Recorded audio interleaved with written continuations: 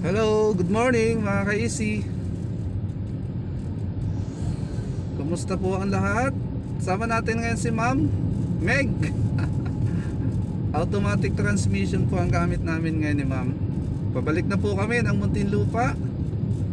Chill driving lang po ang ginagawa natin. Okay? Kayang-kaya na naman mag-drive. Lisensya na lang yung kulang. Makakapag-drive na to si Ma'am. Medyo mainit po yung panahon natin. Ingat-ingat po tayo sa pagmamaneho mga ka-easy. Pag ganito pong pababa yung kalsada natin, alalay lang po tayo sa brake. Huwag po muna tayong pipiga ng gas dahil automatic naman po yung gamit natin. Kahit po manual, alalay lang po sa brake ang gagawin po natin. Hindi natin kailangan si clutch and lalong hindi si gas. Pag ganito po, nakababa na kami, pwede naman po si Ma'am gumamit ng konting gas.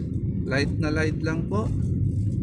Yan, para mas kontrolado po natin. The more na mas mabagal po, kasi medyo mabagal yung car natin, the more na nakokontrol natin yung manubela.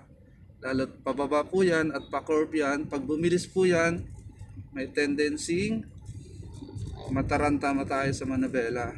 Okay mga ka-easy, driving na may konting kwentuhan po to, hindi kwentuhan, konting driving lang.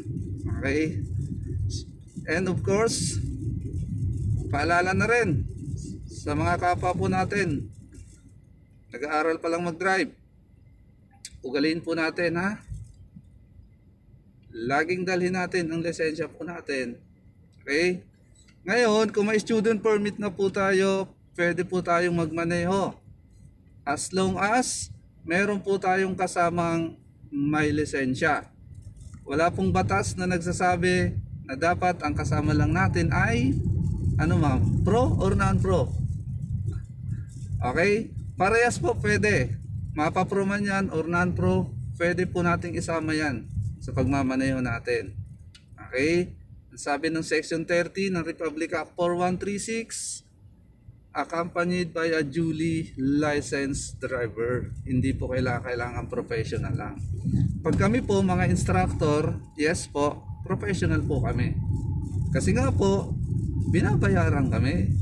Kaya yung lisensya po natin, pag professional, yun po yung ginagamit natin sa panghanap buhay. Ang non-pro po, para lang po yun sa private car or sariling gamit po natin. Yun po yung pinagkaiba ng dalawa.